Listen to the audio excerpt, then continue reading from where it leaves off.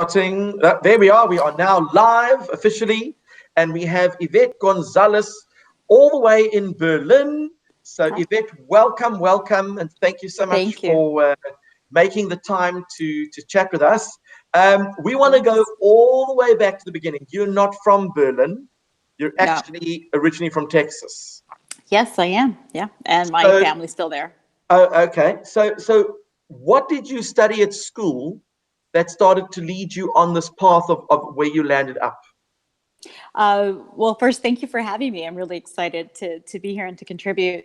I definitely started with a career in international work. I knew I wanted to do something that worked globally. So my undergrad work was a bachelor's in multinational organization studies in French. So I wanted to have a skill set to work anywhere in the world. And then I was going to define what that would be eventually. And then I have a master's in public health, focusing on epidemiology, so kind of scientific work, and also focused on forced migration. So anywhere in the world, there was a community that was forced to migrate because of war, conflict, post-conflict, natural disaster, and even epidemiological outbreak like Ebola. I wanted to be part of systems and teams that would help to work with communities to rebuild in those situations. So, did you ever travel to any places where people were forced to migrate? And did you ever go to Many. places where they had Ebola and those sorts of things? Yes. So I've worked in over 42 countries and Afghanistan, Somalia, Mali, more recently Uganda, Sierra Leone, that was Ebola related, Benin. And I've spent a good part of the last 17, 18 years focused on Africa, mostly because I'm Francophone. Hmm. So it's very rare to get an American who's Francophone. There are some of us, but for the humanitarian work, it's very sought after to have somebody who's a French speaker to work in these countries. So yeah, a lot of countries that have been post-disaster. Haiti, I spent at least 6 years after the earthquake there. Nepal after the Hmm. earthquake there. So yeah, I've been in a lot of these contexts. And when you go to those places, what is it that you actually do? So first and foremost, it's building trust. I go not to impose any ideas on them of what I think they need.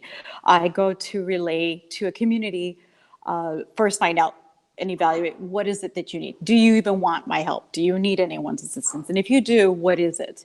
Uh, Typically, I arrive and I go to communities and I listen to their needs. I do an evaluation of what it is they're experiencing, what has changed for them, where were they before the incident and where are they now, and what is it that they need to revitalize or stabilize their situation. And most often it's kind of vital needs on Maslow's hierarchy. It's food, water, shelter, these kind of the first ring of things that you would expect from all human Hmm. beings to need. And it's also sanitation, and then safety and security. And then it goes on, and kind of the layers after that include education, jobs, economic revitalization. But typically, it's I go in and I talk to people, I build their trust. There are communities that are very difficult to kind of penetrate. But what I'm trying to do in these situations is learn what are the common human factors. What is the common denominator amongst all these communities? And once I understand that, how is it that they want to stabilize? What makes them feel safe? How are they going to rebuild? And then I translate that into proposals to donors, government, private, and I get funding for them to get these programs started that will give them what they have asked for. Now, you said you go in, but are you representing anyone, or is it just you? You come and you arrive. Hi, I'm Yvette. I'm a multitasker, and I would love to assist you. How can I get involved? Or are you there to represent the organization? So I am hired as a consultant.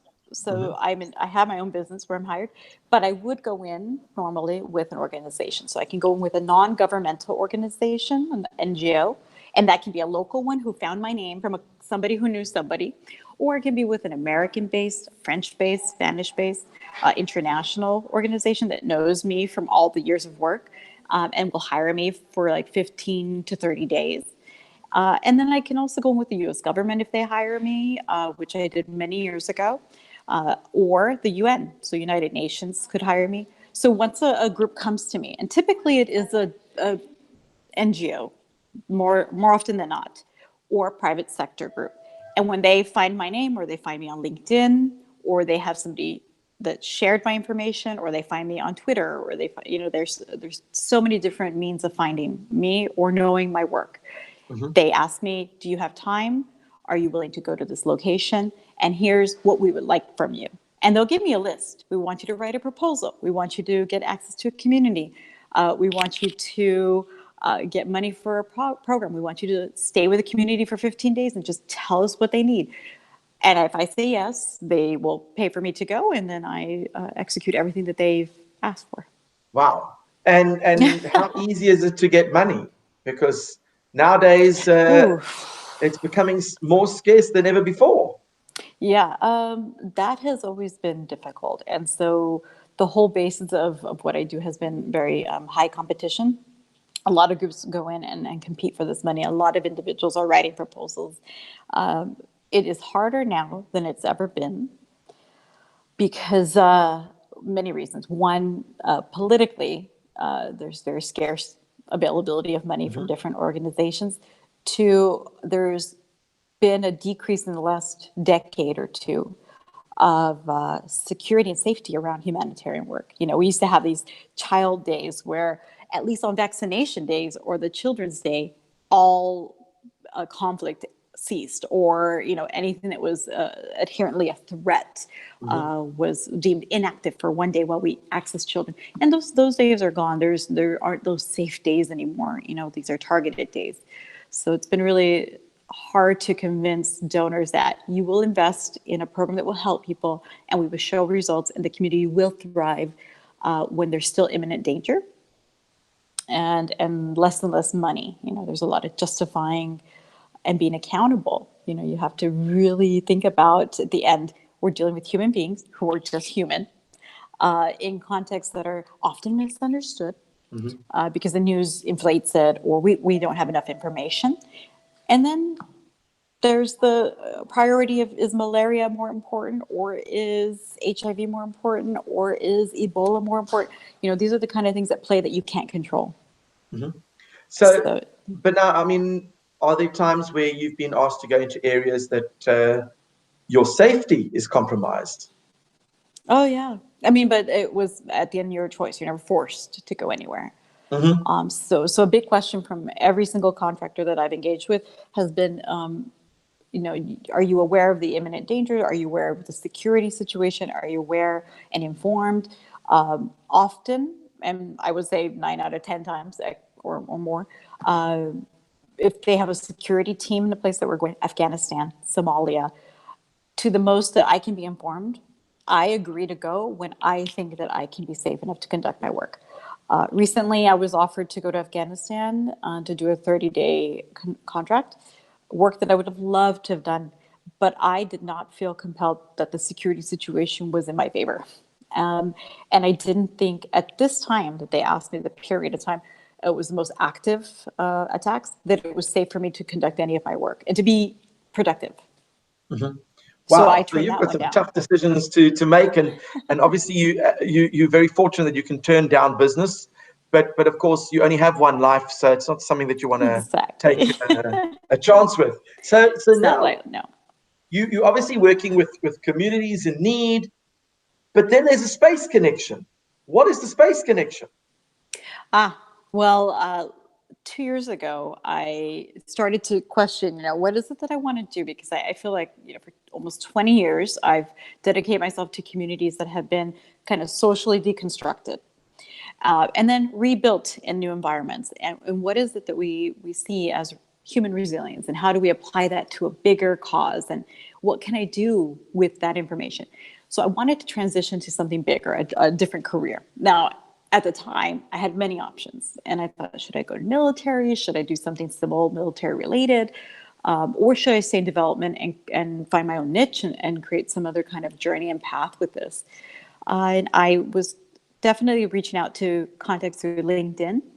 I made it kind of a my mission to ask all my friends who I thought had my dream jobs or were doing really well in their jobs, what is it that made them happy? Did they feel fulfilled with what they were doing? And if they had a chance to do something bigger, what would it be? Through a series of asking questions and asking people on LinkedIn who I didn't know but had the job title, dream job I thought I wanted, I started to realize I wanted to be involved in tech and in space. So a friend of mine had been part of a team that developed a 3D printer that went to space. She invited me for a week of working with her and meeting her contacts. And then I realized there's room for me in the space sector to contribute. There's room for me to work in a new industry. So I just had to develop my path, and I had to decide, do I need to continue going to school? Because I knew I wanted to be involved. There was so much happening, and I knew this 2 years ago. I was like, okay, there's so many things happening at lightning speed. So many different sectors are now contributing to space. How can I? I have to have some kind of skill that applies. And this friend of mine introduced me to a program where you can be a scientist and you can actually train as a scientist astronaut, which is what I started to do 2 years ago. And I realized my human resilience background could then be applied to human behavior in space. How do communities of humans adapt to new environments? And I thought, oh, this is what I've done for 20 years. And human factors is what it's called in the space sector. Mm-hmm. And it's very up and coming. There's not many people who specialize in it entirely. And a lot of engineering companies need human factors to say, if we're building a capsule for longevity and long-term spaceflight, how does a human interact in it? What is that experience? When we get to Mars and we have a habitat, or we live on the moon, what is the human experience? What should we already know that's predictable? What can we learn on Earth about human behavior before we go? And I thought, okay, these are the things that I have seen for 20 years. Mm-hmm. This is how I can contribute. Wow. So were you always interested in space, or was it? Oh, yeah. Or was it just? So you were always a big fan of space, but you never had a way to tie everything together. No, and I'm from the child of the 70s, and I was born the year the Voyagers were sent out into space. So I grew up discovering space and the photos of space as they were actually coming live, right? Mm-hmm. And then my father was in the military, and then he did contracts for NASA. But he would take us as children up to the mountains to look. I grew up in Texas in the mountains, and we would look at the stars at night. And I was lucky and fortunate enough to be in a dark enough area that you could see shooting stars, and you could dream, and we could talk about life. And my father was really a believer that if we dreamt it, it could happen. If you think that something is impossible and you want to figure out if it's possible, then pursue it. He put no limitations on us, and then he had his experience, so he believed what NASA was doing was actually worthwhile. So I already knew I was intrigued by the stars, and I wanted that.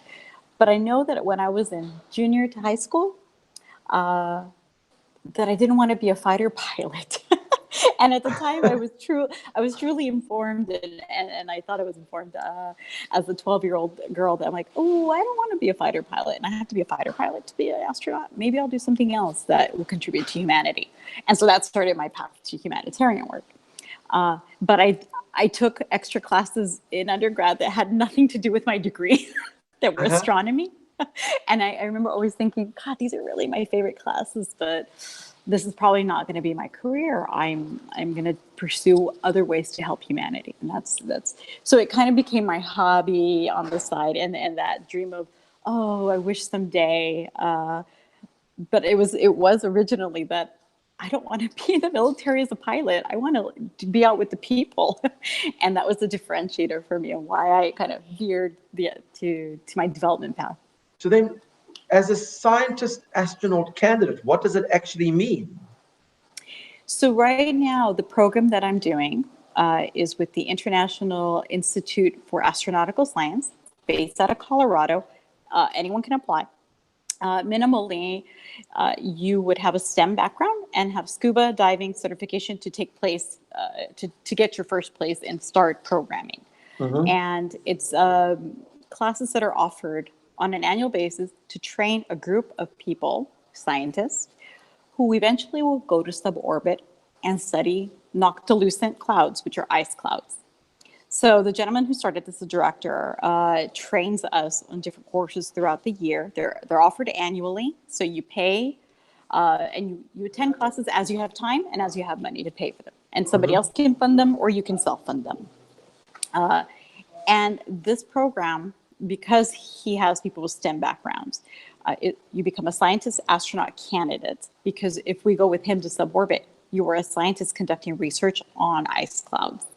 Now, this is one way to get trained, but this is one of many ways Mm-hmm. that are coming open. So they call you scientist astronaut candidate because you're doing scientific research and you're actually training to be an astronaut to go to suborbit. So that is pretty cool. So Yeah, it now, is. I mean, you obviously focusing on things like the resilience. I mean, if you ever want to learn about resilience, just go watch a kindergarten teacher for a year, and you'll know what resilience is all about. Exactly. Uh, There's so much a range. There's like such a range of resilience. but I also noticed that you're involved with analog communities. Yes. Can you tell us a bit about analog communities and why they're so important? Yeah, I think so. An analog, for those who don't know, is a simulation of living in a habitat or having an experience of a simulation of Mars or the moon. An analog can be of any other environment that's not of your own. But in terms of space, there's two types of analogs being conducted: Mars analogs, which have been done for many years, and now there's lunar analogs, where they build a habitat. They being, it can be private, it can be NASA, it can be the European Space Agency, many different groups. The Mars Society, as long as they have money and a location, they choose places on Earth, typically volcanic or desert, that simulate the same environment as either the moon or Mars on Earth. So very extreme environments. That way you can be in a closed environment, living with a small number of people. It can be 6 people, 5 people. They choose you, and you go through a process of interviews, evaluation, and you live together for either 14 days. Some of them are up to 1 year. One of the Wow. NASA simulations was 1 year. Yeah. And the reason you're in an environment that's extreme or similar to Mars or the moon is because you have to simulate doing EVAs, extravehicular activities, which you put on the pressurized spacesuit, you go outside and you simulate doing research and collection of soil samples on the moon or on Mars. And you have to simulate and exercise that to say, what would it be like to be in a closed environment, away from radiation, in an oxygen environment, in a safe breathing environment, with people, the same people, day in and day out for a long period of time? Psychologically, what do we need? Physiologically, what do we need? Intellectually, what do we need? What are all the characteristics of that environment that will create a resilient, thriving, sustainable situation where we're productive? And what are those? How do we choose people for that? Well, Who are going to be the? Yeah, go ahead. let me play devil's advocate. Okay, so Sure. you want to create an analog community that resembles Mars. Does it really matter what it looks like outside? Because you could easily create that with graphics and a set if you really wanted to simulate Sure. a similar environment. But of course, gravity on the moon is different to gravity on Earth. So really, what you're doing is just putting people in a living environment that has something that resembles the moon or Mars on the outside, but you really want to see how they're going to live within that environment. So does it matter if you're putting them in extreme places or not? I don't think it does. It helps because the EVAs are fun and give people a chance to actually exercise the action of going outside and the action of being in a lava environment, which is very similar. No, there's one even with NASA, the Hera simulation that's all indoor in Texas, and the outside environment doesn't matter. It's about the inside environment, and that tests something very different. So these analogs can be in any scenario. It just depends on what you're researching, Are you researching human behavior? Are you researching the scientific aspect and how do people actually go out and collect soil samples, the geologic? Yeah, it would depend on what you, but I don't think that that's impossible. I think even a virtual reality analog is possible in the future or And now. from your experience, what have you seen from these particular analog environments? What do you think the learnings have been so far? So for what I know, and I've been trained with the Austrian Space Forum and with the Euromoon Mars team from ESA, from the European Space Agency. Mm-hmm. So these are the two that work in quite different environments. So the Austrian Space Forum does their analog for Mars only. They're only testing for Mars. And every year they're doing their candidate selection and they have a different location on Earth. So last 2018 was Oman. Next year it will be in Israel. So they're constantly doing negotiations with different organizations and different governments to find different environments on Earth to test. With that one, what we're learning is that science is very important. And so there's a lot of contributions around the world giving scientific contribution to both the human experience, but also into botany, like how do we grow plants and how do we grow food in these different environments and how do we build habitats. One thing that's really important is architecture. Do we live in one dome altogether and is that going to suffice? Or should it be spaced out bubbles where there's a separate living room and there's a separate laboratory and there's a separate bedroom and there's a separate exercise area to psychologically improve the chances of people being balanced together for long periods of time, because it's very important. And privacy is important, and interaction and community is very important. The ones in high seas in Hawaii that were with NASA and then recently now commercialized in private, that's where there's a lunar analog. It's much more about the human interaction and bringing an engineer and a scientist and what's the skill set mix that we need. A lot of these are also teaching us what kind of gender mix do we need? What kind of age mix do we need? What kind of skill sets do we need? When we have the first group of astronauts to go to the moon or to Mars as a team for long duration, what gender balance do we need? How many people do we need? What's been proven to be the magic number? What's the gender balance? And then what is the skill set? What is determined to be? I mean, I would like to know that there's going to be a medical personnel with us for sure.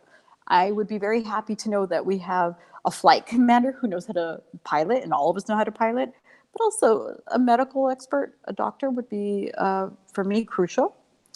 And then maybe somebody who's an agronomist or a botanist who can grow food and understands nutrition. So, these are the things that we're figuring out. So, would you go and do an analog for a year living with a group of people?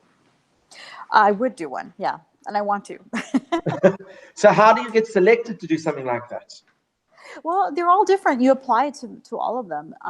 So like MDRS, which is the Mars Desert Research Station, that's Mars Society. You apply through a long process. You tell them whether you're available for 14 days, 20 days, and they put teams together by skill set. And then you spend your time once you're selected. So I think the applications now are for next year.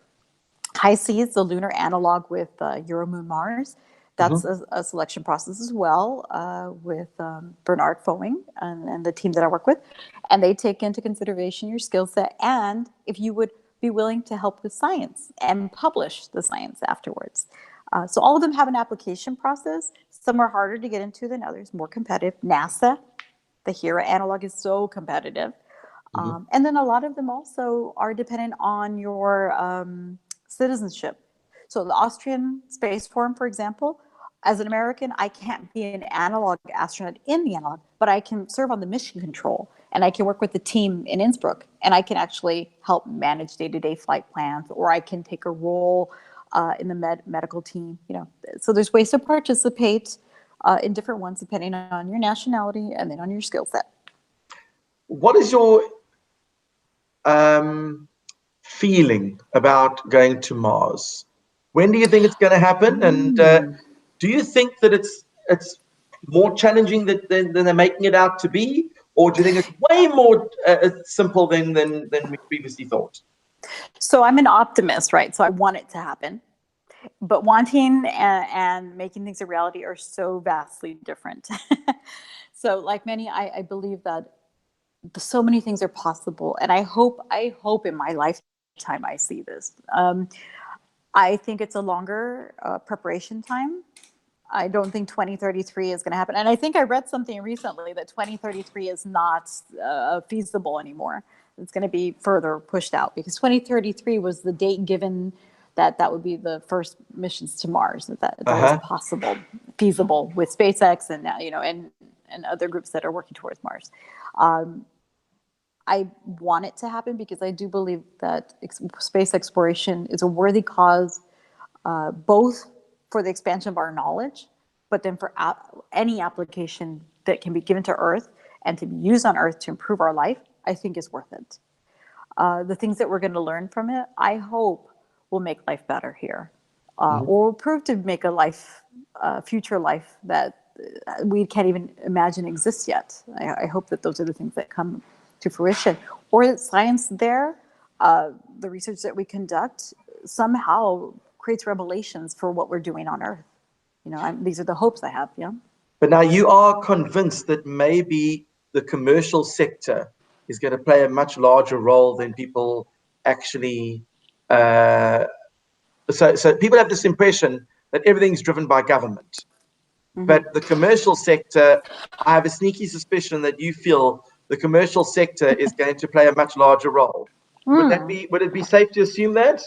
It already is, yeah. And so last year, I decided in my transition to space sector, wanting to go full time in the space sector, to take the first year and a half to start my training. And then I personally planned, I want to attend every conference that I am capable of going to so that I understand all the various industries involved in all the stories and all the perspectives that I can in the first year.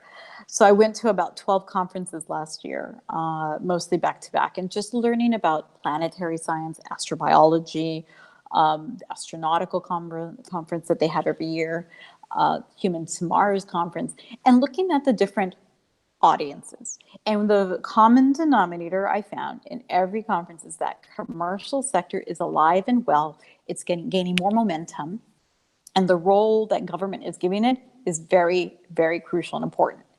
The administrator for NASA stated at the large conference last year in Germany that the future of spaceflight depends on a coexistence and a coordination between commercial and government. Because whatever government cannot do because they cannot do fast enough, commercial sector will be invited to help with that.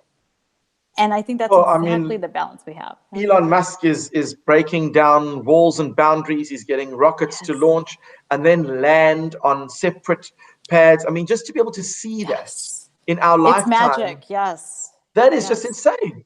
Oh, and I went to last year to the Falcon Heavy launch, the first with the spaceman Uh-huh. and the Tesla. And I happened to be in Florida and went to see it live. And I have to say, there's these moments of utter and sheer magic that can't be expressed except for that feeling you have of that tingly, life altering, this is changing everything moment. And there's been a lot of those recently. They did Mhm. it again. And yeah, it's a pretty brilliant and spectacular thing to see somebody's grit and drive and just his ability to say, I can do it. If we can't, let's figure it out. And to know that there's someone out there who is teaching us that you learn so much from failure and that failure helps us to grow. And that's exactly what now I think is inspiring a lot of people in the field is that, okay, you know But what? Somebody told me I can't. I'll mhm. try. But now Elon Musk is not the only one. There are quite a few No. companies that are jumping on the bandwagon. And just recently, Virgin Galactic launched their first commercial space flight. They had a couple of their staff taking that flight. They went suborbital, Yeah. floated around for a couple of minutes. Are you anticipating being one of those commercial customers?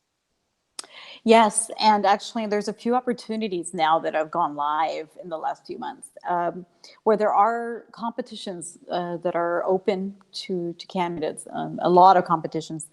Some of them are paid for privately. Some of them to be a commercial astronaut or a career astronaut went live to either compete by credibility and through evaluations and interviews. There's some contests that opened up in competitions that all of them have minimum requirements. Some of them are, you have to have a STEM degree, you have to have scuba, you have to have a pilot's license, you have a certain number of trainings already done and conducted. There's a lot of things that are already as a template for everybody that should be going up. The reality with a lot of these, however, I would say from what I've seen, 99% of them they are not funded. So you have to be willing to do crowdfunding and raise the money over the next few years while you negotiate opportunity with Blue Origin, Virgin Galactic, or any of the others that might appear that haven't appeared yet to be really strong contenders. The thing about the commercial competition is that it's rather self-selective, I have to say, because you have to be aware of what you're plugging into. You have to be conscious of safety, security, and that your ability to contribute is bigger than just, oh, I want to go. It's, I want to go, but I want to go safely. And I want to go with a team that I can work with and rely on. And that's definitely what's important to a lot of these selection committees. But now you're obviously working with a lot of organizations. One that jumped up or came to mind was the Possum, Project Possum. What is that all about? So Project Possum is actually where I'm getting my applied astronautics program. So many years ago, and I will say 8 years ago, but don't quote me, on our website, you'll see, Dr. Jason Reimuller had an opportunity to study noctilucent clouds, these ice clouds in the polar caps. And it was basically if he would build a team of astronaut trained scientists, then he would get a suborbit opportunity to fly them to do these studies. While the suborbit opportunity has gone away a few years ago, he's still training a cohort, and many cohorts actually every year. There's about, I would say, 20 to 24 new students every year because they do an introductory class twice a year. And over the last 7.5 years, where you come in and you start to get introduced to the science, you get introduced to how you train as an astronaut. And then you get very serious into Orion capsule training, into survival egress in underwater. You're doing microgravity campaigns. And so every course is accredited, and you're working towards a certification and to be approved to be on his team. So POSSUM is it stands for, Polar Suborbital Science in the Upper Mesosphere. POSSUM. Okay. Yeah. So that's the acronym. Actually, POSSUM is the acronym. And this set of programs is ongoing, and people join for many reasons. Some people want to just jumpstart their astronaut career. Some people are scientists and just love the opportunity to do microgravity campaigns every year. There are a lot of people who are involved who are fantastic fighter pilots or flight surgeons who are getting practical knowledge because they do want to go up, but they have full-time jobs. They're in the military or they work at hospitals. So it's a training ground for people who are willing to do scientific research in suborbit and who can use this as a launching pad for further training to be longer term duration astronauts or ISS eventually. Okay, but now when it comes to the work that you're doing, a little birdie on my shoulder tells me that you're quite serious about being a positive role model, especially for women and Yes. people from underserved communities. Can you tell us a little bit about that? Yeah, and actually it's funny that, the growing number of people in the industry look at diversity, right? And how do we influence and encourage or inspire the next generation and not discourage them, not squash their dreams? And how do we help them flourish? Because there's so much opportunity. So Possum created Possum 13, which is inspired by the Mercury 13. a group of fighter pilot or pilot women who were trained along the NASA protocols and who inspired us to believe that women can be capable of competing and going to space. So the 13 of us serve as ambassadors for our different countries that we come from, our different backgrounds. And what we do is we do education. We serve to do outreach. And this first year that we just started up, we have a microgravity challenge where we're allowing 3 spots for student groups that involve young girls to create a scientific experiment that we can take up to, with us on these microgravity flights in Canada. But one lucky student will win overall and get to go with us. So we're trying to explore ways that we can involve young girls in STEM, give an opportunity that was only a dream to us when we were younger, and then share our knowledge to let them know space is accessible. Being an astronaut candidate is in reach. It is possible, and it's possible that if this is your dream, you can pursue it. And that there's many, many ways to contribute on Earth while you train to go into space. So that if it takes a decade or two, that you have a valuable contribution in whatever you're doing here that will apply once you go into orbit. 100%. I'm going to come back to some more questions, but I know Okay. Tony wants to ask you something. Tony, if you want to unmute yourself, you can ask your question. Great. Thanks for all this information. Your life sounds very exciting. Okay. Thank you.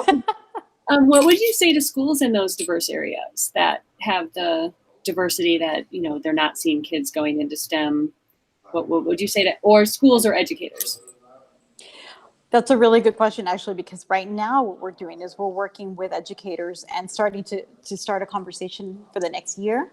How do we build in STEM activities into the curriculum and not create extracurricular and extra work? How does STEM become a familiar part of an everyday curriculum and standardized? And how is it that we keep people, young girls, young boys, how do we keep them interested?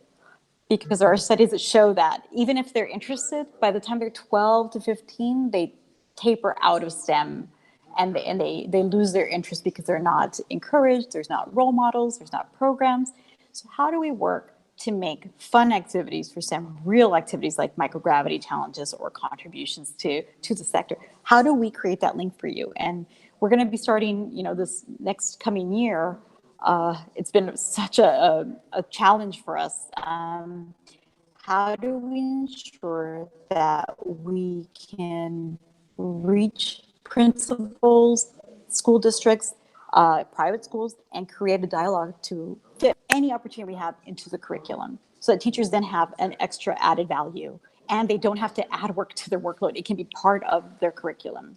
So it's one way that we think tangibly, functionally, that we can contribute or that we can start, a starting point. I think that's a fantastic idea if we can. Rayana, would you like to ask a question? We'll find out now. Rayana, if you would like to ask a question, you're welcome to do so. You just need to unmute yourself.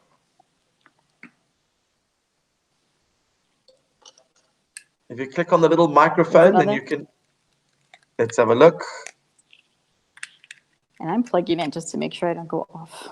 No, you're still there. Yeah. I just saw the low battery. I'm like, how did that happen? Yeah, we're just trying to get Rayana, if you can just unmute yourself because we can't hear you. So if you click on the little microphone on your screen.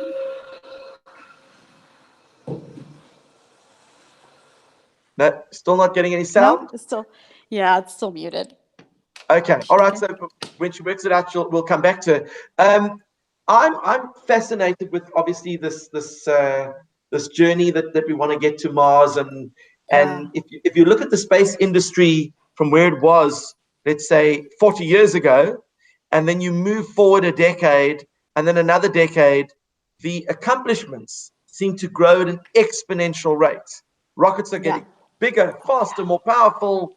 They say that it takes on a good month, let's say 7 to 8 months to get to Mars when Mars is closest to Earth. But they say that with new technology, we might be able to get there in a couple of weeks. I mean, can you even imagine that? I can imagine it. And the thing is, you're talking to somebody who works in all these very extreme environments. I always ask, how do we do that safely? uh, um, I imagine it. There's this hope. I'm so hopeful that in my lifetime this happens, right? And that technology advances so quickly that this is possible. I would hope that if it's safe enough, great. If it's not, let's just stick to the plan. If it has to be slow and steady to get there alive, then it's going to take the 6 to 7 months. Okay. But I have no doubt that we have the human capacity and ability to create a faster way. I've seen some intelligent and, I mean, so smart it scares me, and brilliantly inspires me. People have this way of just creating things that you just thought were impossible 2 decades ago. And you raise a good issue with, there's old space, which is the origins of NASA and the space race and the history. And then there's the new space, which is what we call this era now, which is limitless. The sky is definitely the limit. This is an era of, you have a great idea, make it real, prove it. And definitely it invites artists, engineers, sound engineers, musicians. Everybody's invited to contribute. Absolutely. Now, Rehana, you managed to get your sound on. Do you want to ask a Yes. question? Can you hear me? Can you Yes, hear we me? can. Yeah.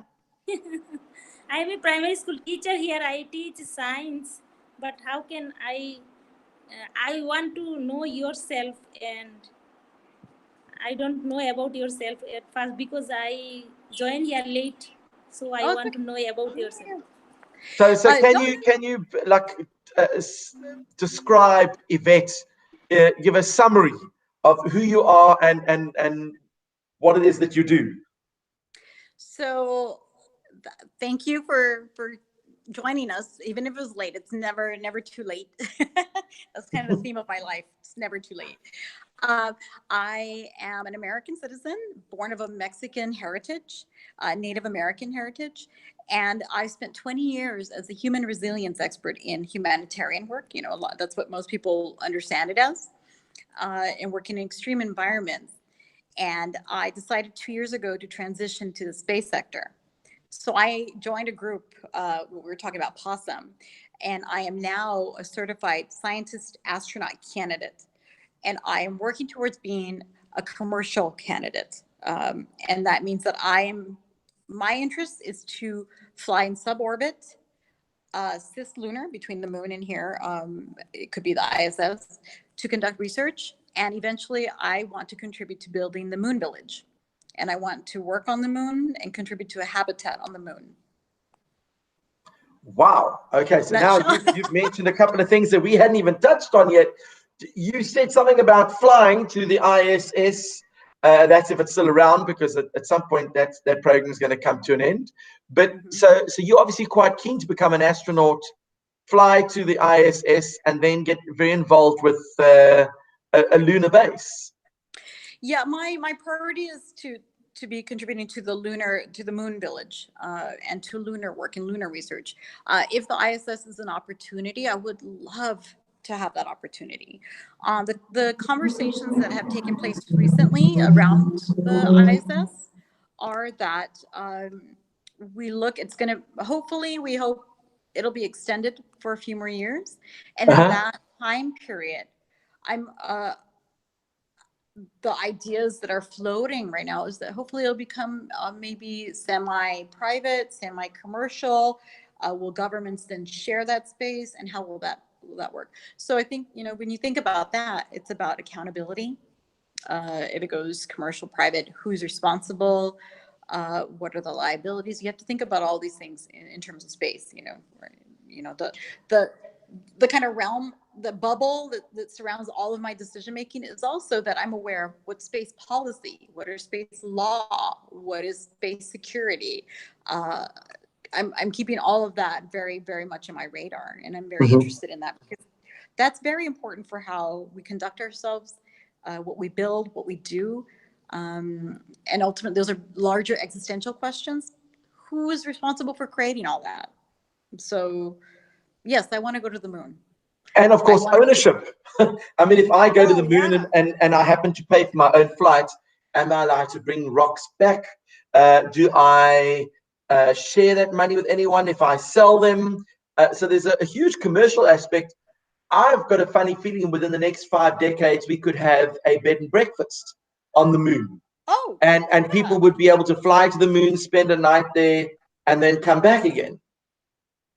Yeah, and I see that is a very, very real possibility. Yeah, I mean, when you think about what the opportunities are,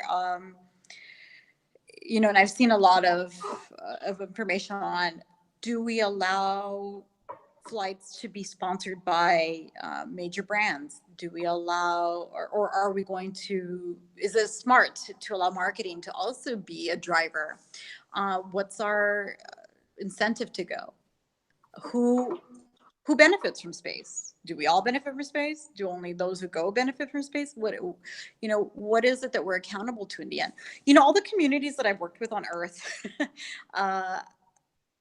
every time a community was disrupted, socially deconstructed, had to move to a new area, location, environment, sure, they had to start over. You had to, okay, where are we going to eat? Where are we going to use the bathroom? Where are we going to sleep? Is there enough water? These basic things that we all need to take care of in order to survive, and at least to have a safe environment. But then it was also, okay, now what's our purpose? What's our new purpose? How do we thrive here? How do we sustain ourselves here? Do we want the next generation to also be here? And what do we set up for our next generation? And all these, what kind of economy are we looking at having? How do we make money on the moon? How do we make money on Mars? Why are we there? All these large questions have not one answer. They have many answers. And you have to understand that you're constantly in this realm, in all these conferences and all the work and with all the different scientists and the engineers, all the different circles that I'm being exposed to and volunteering with and working with have different questions and they have different answers. And I just have to remember to remain open enough to understand all of them, where they're coming from, what their intentions are. And then you really have to understand in the space path, what do you want to be recognized for? What do you want to contribute to? And you have to step back a lot and say, is this right? Is this okay for me in my experience, in my human experience? Okay, well, let me throw a spanner in the works. You've worked with many communities that have been displaced, that have to migrate because of various factors. Is it not a coincidence that many of these people are leaving because of war, but the roots cause behind the war was financial gain? That often there are many circumstances that have made people move or translocate because of a commercial trigger somewhere along the line. There could be a commercial trigger, and obviously, going to the moon is a great scientific achievement. We've done it before, but it would be great to say we could actually put people on the moon and let them live there for a short while and then do it at Mars because it's a challenge. But someone's going to sit there and go, so how can I make money out of this? Oh, people are already, how do we make money out of this? There's a whole effort through the European Space Agency. They did a call for proposals from businesses, small businesses, large firms, to tell them, we have to create an economy together. There's a market. Are you in? Are you out? How are you going to contribute? Because the lunar economy is real. It's not established yet, where all these groups are establishing it.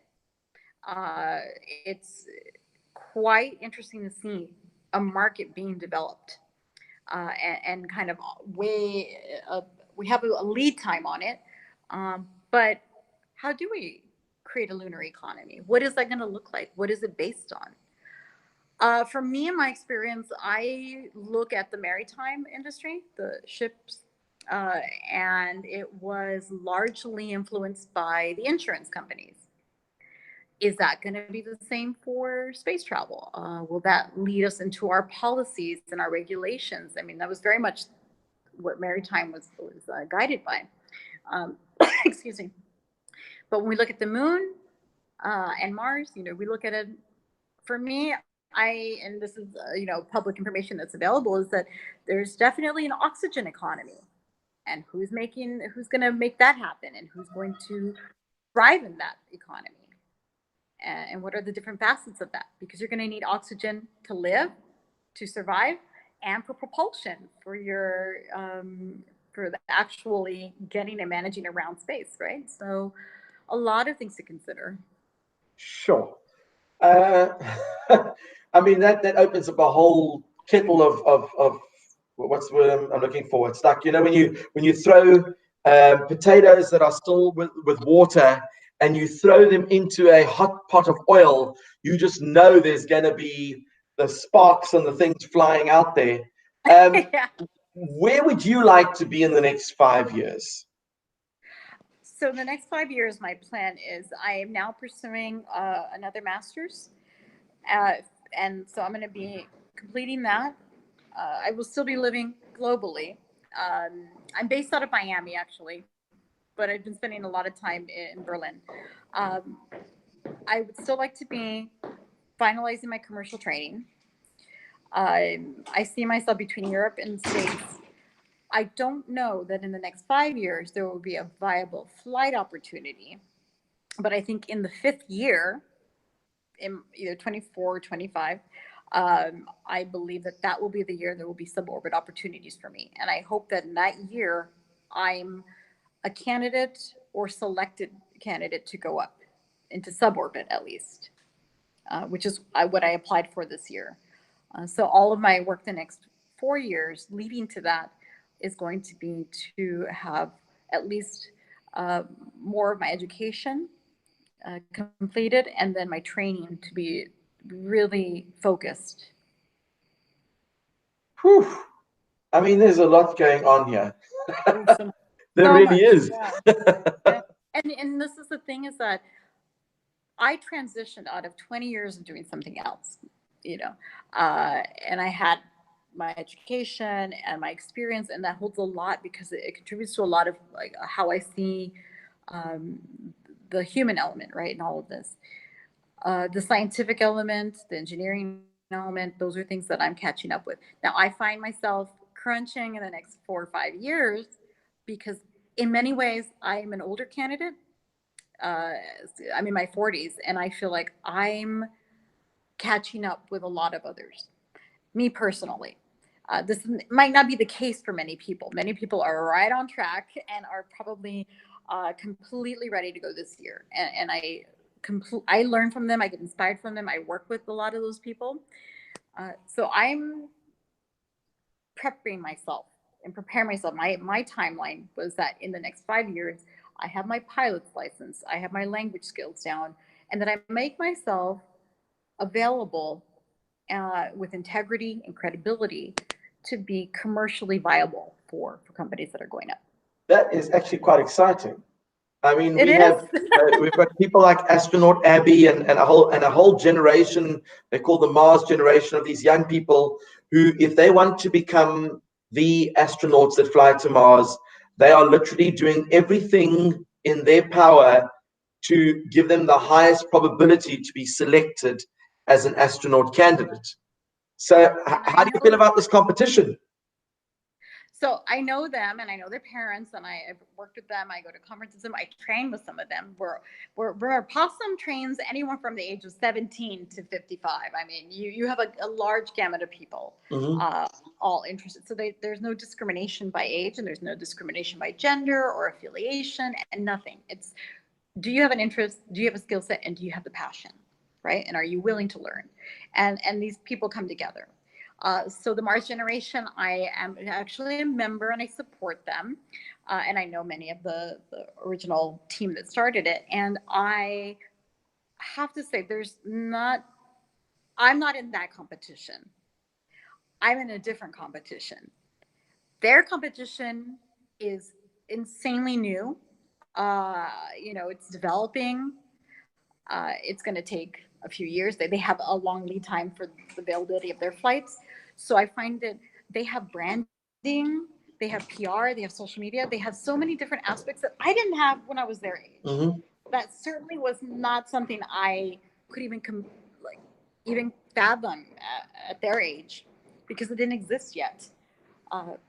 Now for me in my competition, it's about integrity, it's about credibility, about making wise decisions around the reality, and actually of staying, real, and understanding, okay, I have been introduced to so many people.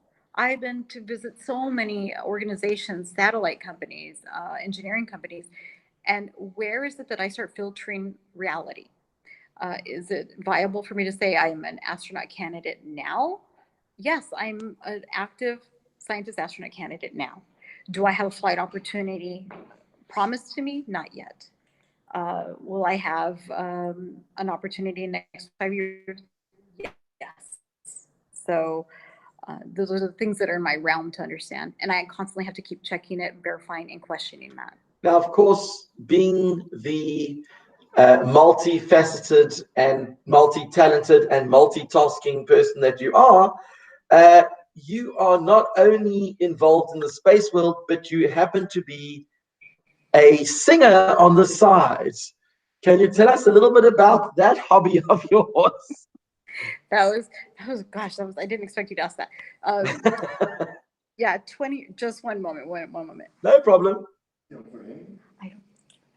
Do you belong here? Do you? Yeah, I'm waiting for somebody who's coming up. For okay, because we actually no cameras, no phones. Okay, I can go outside. Okay. Yeah. For security. Thank you. Okay. This is how you know it's live. I know. I'm so sorry. Oh my gosh. Yeah. No, I'm so sorry. Tony wants to know your last name, and it's Gonzalez. And she almost got arrested, but she's been asked to step outside. Well, I'll go outside in a minute. I didn't see there was a sign for no cameras. I'm like, I'm completely live for an hour. So to your question, I actually 20 years ago, I studied opera, and I was I was in vocal performances because I wanted to be an opera singer. So, and then I did an internship at an opera house, and I realized that that's not the kind of career that I was going to end up in, because it was so much work, and there were definitely more talented singers than I. So I decided to do the humanitarian route. But I did decide to keep singing as a hobby, and have been in a band before, singing mostly jazz. And then I do kind of slight recording on the side, not much, but from time to time. And I do a mean karaoke. Apparently, I can clear a room in under 5 minutes. So vocal performance has always been something I've been really excited to do. It's my fun, passionate hobby on the side, but I haven't performed in a very long time. Wow. So you are do you think you might be performing in space at some point? Oh, I would love that. Wouldn't that be cool? I mean, now with social media, Chris Hadfield got a lot of attention when he did the David Bowie song. So you never know, anything's possible. Hey, I've seen there's a saxophone. There's been a lot of instruments in space. I love it. And if you definitely like jazz standards, then Fly Me to the Moon would be a fascinating jazz piece if you were going to sing that while settling on the moon. So now we've got about 2 or 3 minutes left, and hopefully they haven't confiscated your phone or anything like that. I had no idea. I feel so terrible. No, don't worry about it. What advice would you give young people? Because I mean, you've made it very clear that you've changed your career quite late in life. I mean, you in your late 20s ish. So I mean, when you've made that kind of change, what would you advise young people if they now had a choice to begin somewhere? What sort of advice would you give them? So the first thing that I think is very important is to never stop questioning. If you stop questioning, then you stop dreaming. And if you think there's something that you want to do, and you feel your body feels excited when you think about something, then you have every opportunity to pursue that. And you can question those things, and you can find ways to be involved in those things. It can be singing, it can be music, it can be art, it can be engineering, but that there's very little weight on what other people say. It's on what you believe you can do. I had, a lot of my colleagues who were told that they were girls, so they couldn't be in STEM, and they shouldn't be engineers. That's a boy thing to do. And they decided, nope, it's what I want to do. And they are successful engineers. A lot of women who were told, and young men too, who were told, nope, that's not for you. You should be XYZ. You have to know who you are. And if you have that inner voice that tells you, I want to be a doctor, or I want to be an astronaut, or I want to be an engineer, that voice is there to guide you. And I don't believe that anyone should silence that voice. Certainly not educators, certainly not parents. And I hope that people find someone in their life to listen to that voice with them. Wow, that was incredibly inspirational. So Yvette, I would like to say Dankeschön, because you are obviously in Berlin. And we want to thank you so much for making the time to connect with us. We had Tony there in the US, and Rihanna, I think, is somewhere. Rihanna, where are you? Are you in India? Are you in Asia? Where, are you in Malaysia? Where are you? Hopefully she's going to... I don't think she's off mute, yeah. No, she was off mute a while ago, but she's not off mute now. And maybe she can just type it in the text there. But yeah, so and also we had our people watching the live stream. We had quite a few teachers. Tony, you wanted to ask something? No, I just wanted to say I'm from Colorado, and the Possum Project is out of Boulder. So I've already emailed some of my teachers to see if we can do some connecting with them up there. Yes. We have our physics teacher is going to be doing some astronomy class next year. So it could be a great connection for her. Oh, wonderful. Thank you. Yeah. And actually, Definitely. if you reach out on our website, there's an email for Possum 13. Yeah, I can send them that link to that page that explained the Project 13 stuff. So hopefully, and I see all those emails. So that's actually, me and another team member are behind that. So. Great. Oh, well, good. I was going to say, are they allowed to name drop? But they don't have to if it's going straight to you. They can name drop. My name, they're normally dropping it and then standing on it and then wiping their feet over no, it. I don't think so. Not true at all, Steve. Not true at all. You're amazing. Yeah. You're always Yvette. Yeah, I'm really grateful to be. I'm telling you, Steve, I'm grateful to be plugged into this community. Thank you so much for the opportunity. You're absolutely welcome. And thank you, Tony and Rihanna, and all the people that streamed it live. And for the people who are going to watch it that couldn't actually watch it live now, they will be watching it at a later stage. Thank you so much for joining us. And we hope you get a little bit more sunshine. And thank you. We'll be in touch, and we'll be following you very closely. And hopefully we will get to hear about your suborbital flights and your moon base. And I get dibs on the first interview live from the moon when you are there in your hotel. You're the first fast, so done. Deal. Okay. I've got witnesses everywhere. All right. Thank you so much. I'm just going to stop the broadcast over here.